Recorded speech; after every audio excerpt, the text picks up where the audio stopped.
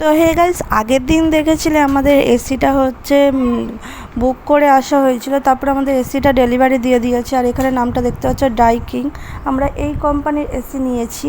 তো চলো এবার হচ্ছে যখন ফিটিংস করতে আসবে তো তোমাদের সঙ্গে তখন দেখাবো। আর এইখানে দুটো দাদাকে পাঠিয়ে দিয়েছে কোম্পানি থেকে, যে আমাদের এসিটা ফিটিংস করার জন্য আউটলোড কিভাবে লাগাচ্ছে, ফিটিংস কি করে করছে তোমাদের সাথে সেটাই শেয়ার করছি, তো তোমরা সেটা দেখো।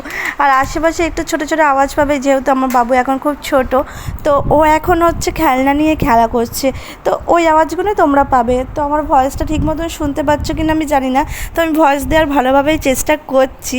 আর আমার সোনা খেলা করছে এখানে, তো এই কারণে।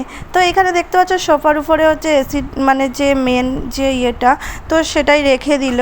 আর ওইখানে হচ্ছে একটা দাদা হচ্ছে টেম্পারেচার মাপছে, মেপে হচ্ছে কোন জায়গাটাতে এসিটা ফিটিংস করা হবে আমার থেকে সেটা জিজ্ঞাসা করে নিচ্ছে। আর এটা হচ্ছে আউটলোডে যে তোমার যে ম্যাশিংটা বসানো হয় না সেইটা, তো দেখতে পাচ্ছ ওটা এখন বার করে নিল। আর এইখানে কি বড় বড় খাম্বা, এই খাম্বাটা এখন নেবে, নিয়ে হচ্ছে ওইখানে হচ্ছে ড্রিল মেশিন দিয়ে যখন মানে গর্ত করবে না, যে জায়গাটা থেকে তার বার করবে, তো সেটাই করার জন্য হচ্ছে এটা এখন নিল। আর আমি খাটের মধ্যে বিছনা চাদর পেতে রেখে দিয়েছিলাম, ওই দিকটাও দিয়ে রেখে দিয়েছিলাম, যেহেতু যাতে না ধুলো পড়ে। কিন্তু দাদা ভাইগুলো ভালোভাবেই কাজ করেছে, যেহেতু আমার ঘরে ওই রকম নোংরাও করেনি, অল্প একটু আড্ডু নোংরা হয়েছে। তো এখানে দেখতে পাচ্ছ দাদারা ড্রিল মেশিন দিয়ে মানে হচ্ছে ফুটো করছে, আর ওখানে হচ্ছে ফিটিংস করার জন্য। আর এখানে হচ্ছে একটা দাদা হচ্ছে কি মানে মানে যে পাইপটা থাকে না, ওই পাইপটাতে মানে টেপ লাগাচ্ছে।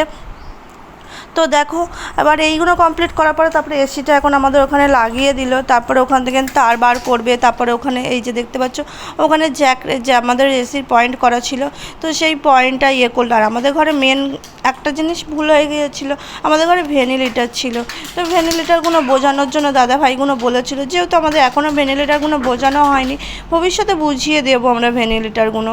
তো এখানে দেখতে পাচ্ছ এখানে হচ্ছে আউটডোরের যে মেশিনটা লাগাবে, তো সেটা আমরা বলেছিলাম ছাদে ফিটিংস করতে, যেহেতু জানলায় ফিটিংস করলে কখন কি পড়ে যায় না যায় ঝড় বৃষ্টির মধ্যে, তো ওই কারণে হচ্ছে আমাদের ছাদে ফিটিংস করার জন্য বলেছিলাম। তো এখানে দেখতে পাচ্ছ দাদারা এখন উপরে উঠে গেছে, আমাদের সিঁড়ি নেই যেহেতু ওই ছাদের, তো দাদারা ওই পাঁচিল বেয়ে বেয়েই উঠেছে।